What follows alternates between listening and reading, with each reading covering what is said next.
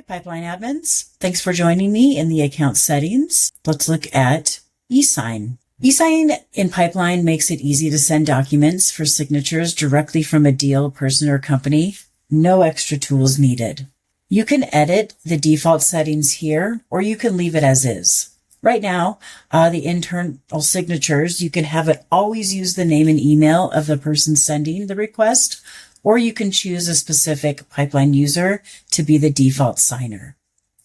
For external signatures, it will use the linked person record by default, though anyone sending the request can still change if needed.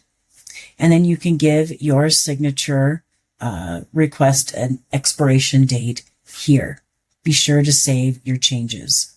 Once saved and you have your instant doc set up, using eSign is super simple. So check out the eSign video in the team training.